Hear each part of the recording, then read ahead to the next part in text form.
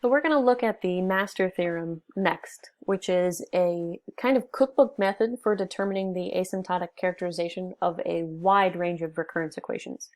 So we're going to take a given recurrence equation, which describes the runtime of some divide and conquer algorithm, and we're just going to have to figure out in which one of three possible cases are applicable, and then we already have immediately the big theta runtime of our algorithm, which, remember, this is an upper bound and a lower bound as well.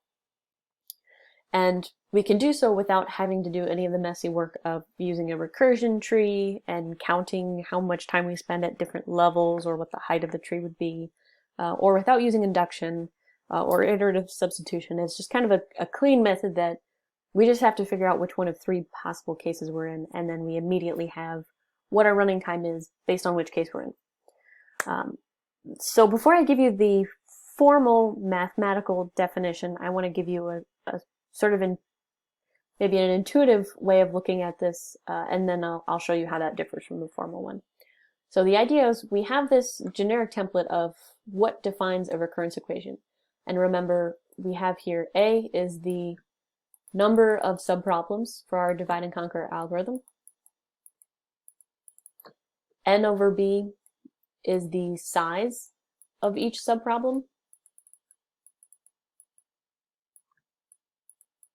And the function f of n, which could be anything, this could be n, it could be 1, it could be n squared, this is just any function. This is the non-recursive overhead. So this is however much time we spend in the divide step or in the conquer step. So we have these three important parts to our recurrence equation. We break our problem up into A subproblems. We recursively call our algorithm on each of those A subproblems. Each one is of size n over b. And then we spend f of n amount of time either dividing our problem into subproblems or conquering, using the solution to those subproblems to give us a solution to our main problem. So given this, we're going to compare, this is what the master theorem does, we're going to compare the non-recursive overhead to what I'm going to call a critical function,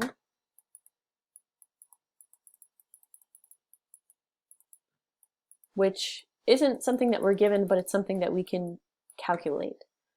And that is n to the power of the entire thing log base b of a. So we know what b is, we know what a is, so we can figure out what this polynomial is. We just have to calculate what log base b of a is, and we're going to take n to that power, and that entire thing is our critical function.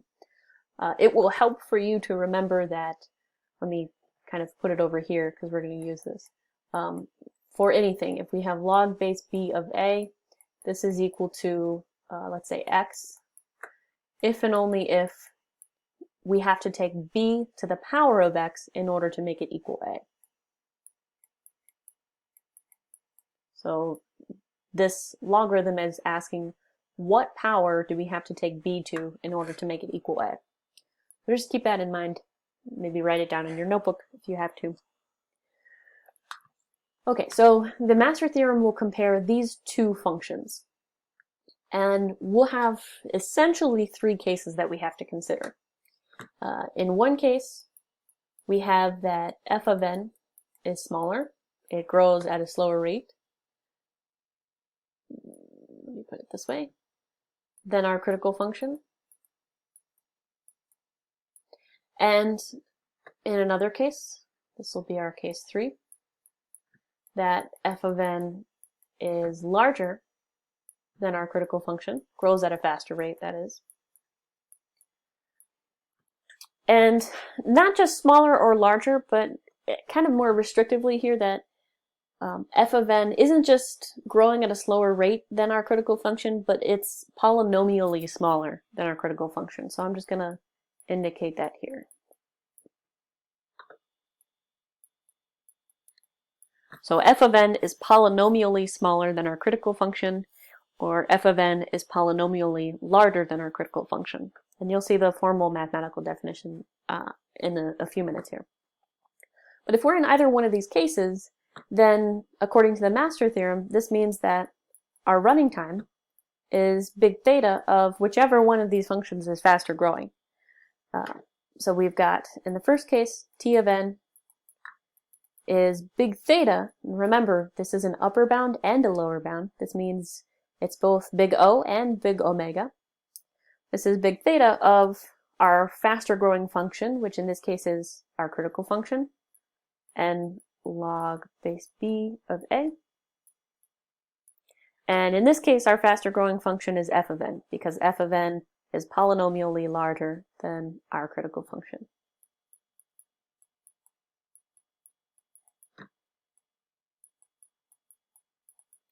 So not so bad first and third cases.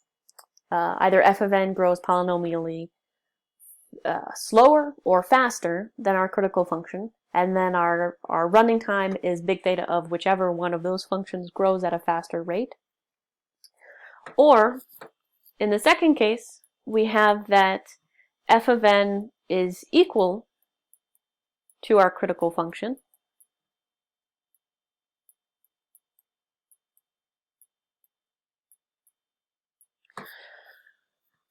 and even more than this, because notice that in the first and the third case, we're not just counting that if f of n is smaller than our critical function, but it has to be even more than smaller. It has to be at least polynomially smaller. So we're going to include another instance here where we have not just that they're equal. Oh, shoot. Here, excuse me, n to the power of log base b of a. So not just that they're equal, that these two functions are equal, but that they're equal up to some logarithmic power. So we have here n to the power of log base b of a times all of that times log of n to the kth power, where k could be anything. K is just some integer. So this includes more cases than just if we were to say f of n is equal to our critical function, because k could be 0, in which case this log to the power of k of n is just 1, and we're left with our critical function. Or k could be 1, or k could be 2. So this includes a few different instances. So this is for some integer k. And in that case, t of n is big theta of, let's say, our critical function times the next logarithmic power, so log k plus 1 of n. Okay, so now let's look at the mathematical definition. So in the first case, these correspond. We have if f of n is big O of this function, then t of n is big theta of our critical function. So we have here an epsilon value, which is essentially saying that, remember, big O is saying that f of n is upper bounded by this function, which looks like our critical function, but we also have this minus epsilon, which means if we were to plot this, we've got here, let's say here is our f of n. I'm just going to put f of n. Okay. And then here's our critical function, n to the power of log base b of a. And we're saying that f of n is not only upper bounded by our critical function, but even more, it's at least polynomially away from our critical function, meaning we have some n to the power of epsilon difference between f of n and our critical function. So we've got n to the power of log base b of a minus epsilon. So this is saying there's at least even this much difference between f of n and our critical function. So this is the same as saying f of n is polynomially smaller than our critical function. So this minus epsilon in the power is giving us that f of n is polynomially smaller than it. In which case, our running time is big theta of our critical function, because this is the faster growing function. Right? Or in let's go to case 3 first. In this case, we have f of n is big omega of our critical function, and then we have this plus epsilon. And in that case, our running time is big theta of f of n. So if we were to plot this, we have, here is our f of n, and here is our critical function, n to the power of log base b of a, and then we have what we have inside of the big omega notation there, which is n to the power of log base b of a plus epsilon. So this is saying that not only is f of n lower bounded by our critical function, but it's even lower bounded by some polynomial larger than our critical function. So they're at least polynomially different, which means we've got this n to the power of e difference between f of n and our critical function. And in that case, our total running time t of n is big theta of whichever one of those functions is largest growing, which is f of n. So this describes case 1 and case 3. F of n grows polynomially slower or polynomially faster than our critical function. Or in case 2, we have that they're equal. F of n is big theta of our critical function, no epsilon here, times some logarithmic power. So we get to choose what k is. K could be any integer here. But it could even be 0, or 1, or 3, or whatever integer. Non-negative integer. In that case, we have that t of n, our running time, is big theta of our critical function times the next power of log n. So here we have log kn, here we have log k to the plus 1n. We have one additional power here. So this includes the case not only that f of n is equal to our critical function, but also that it could be equal to our critical function up to some logarithmic power. Now we're going to do a bunch of examples in the next slide. But before we get to that, I just want to remark that this is a cookbook method for determining a wide variety of asymptotic characterizations for a wide variety of recurrence equations.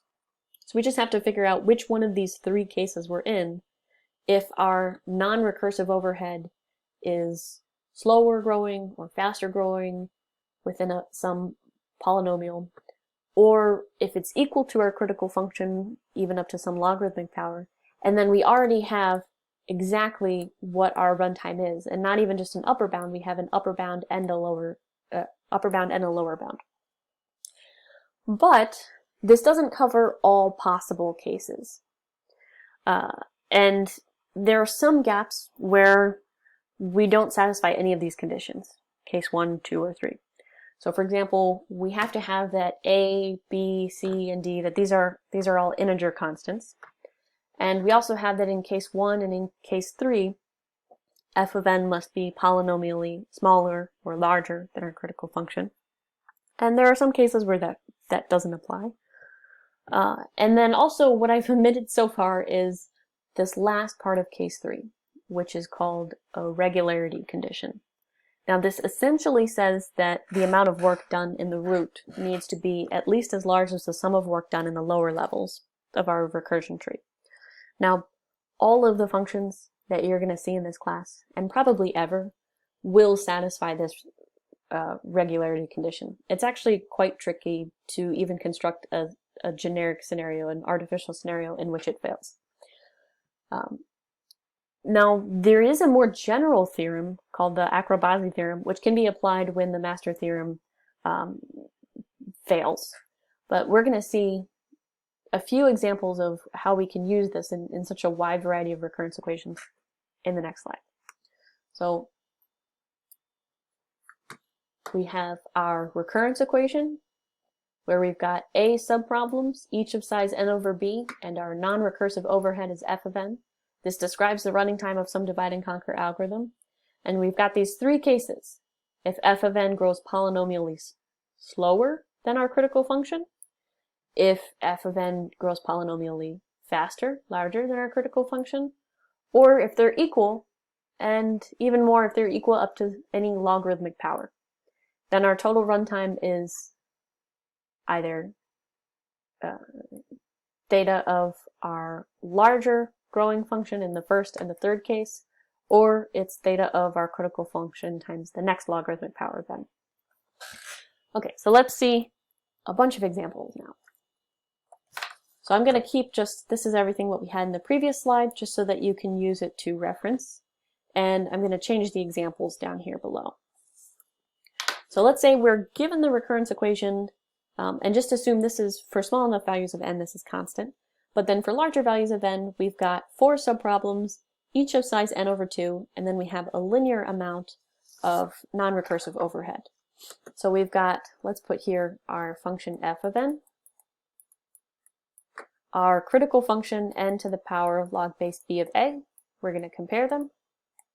And in this case, f of n is just n, and our critical function is n to the power of log base 2 of 4. So what power do we have to take to 2 in order to make it equal 4? This is 2. So our critical function is n squared. So we're comparing n to n squared. N squared grows at a faster rate. It is polynomially larger than n, which means we're in case 1, where f of n is growing slower than our critical function, which means our total running time is big theta of whatever that faster growing function is, which is n squared. So t of n is n squared. We didn't have to do any inductive proofs or recursion trees. We just quickly figure out our non-recursive overhead and that critical function, and then figure out which one of these 3 cases we're in. Okay, let's do another example. So we've got now for this, here our non-recursive overhead is n log n, and our critical function is n to the power of log base 2 of 2. So 2 to what power is equal to 2? This is just 1. So we've got here our critical function is n, and our non-recursive overhead is n log n. Now, which of these cases we're in? We're in case 2. They have the same power here, n to the power of 1, and the only difference is log n, specifically log to the power of 1 n.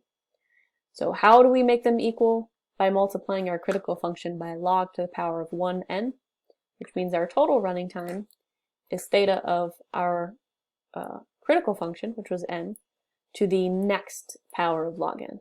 So log to the power of 1 plus 1 of n. Okay, let's do the next one here. So we've got our non-recursive overhead is n log n, and our critical function, n to the power of log base b of a, is n to the power of log base 3 of a, which here we have our coefficient here, which is just 1. So what power do we have to take 3 to in order to make it equal 1? This is 0. So n to the power of 0, and anything to the 0th power is equal to 1. So this is equal to 1. So we've got the functions n log n and the function 1. So how they compare? N log n definitely grows faster. So we're in this third case. F of n grows polynomially faster than our critical function. So our total running time is big theta of whichever of these functions is faster growing, which is n log n. So t of n is big theta of n log n. Okay, we've got another example here. So we've got n squared is our non-recursive overhead. This is our f of n. And our critical function, log base b of a, is equal to n to the power of log base 2 of 8. So this is n to the power of 3. And if we compare these two, we've got n squared and n cubed. N cubed grows at a faster rate. So our total running time, in this case we're in case 1 because our critical function is polynomially faster than f of n. So our running time is big theta of n cubed. This was our critical function. Okay.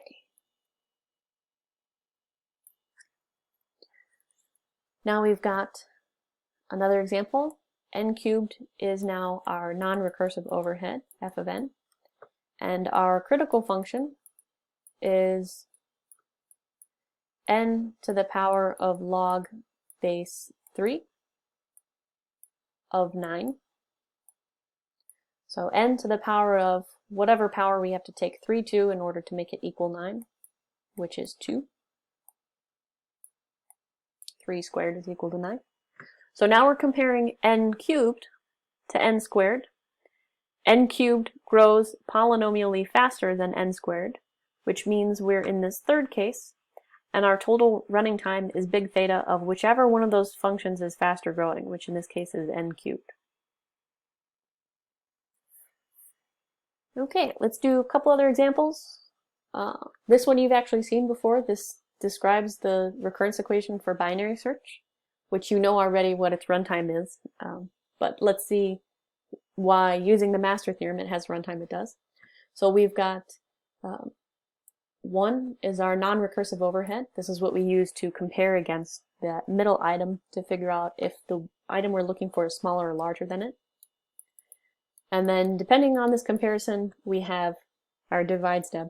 We divided our problem into just half the size of our original input, and we narrowed it down to that's the half of the array we have to look at. So we recursively called just once on half the size of our array. So we compare our non-recursive overhead to our critical function is n to the power of log base 2 of a. Here a is 1, so this is the coefficient.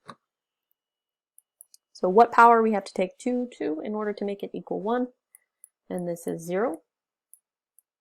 And n to the 0th power is 1, which is 1. So we've got here 1, and we've got here 1, and they're equal. And how they're equal, we didn't even multiply our critical function by any logarithmic power. So we're in case 2 because the powers of n that we're working with here we have n to the 0th power, here we have n to the 0th power. The powers of n are the same.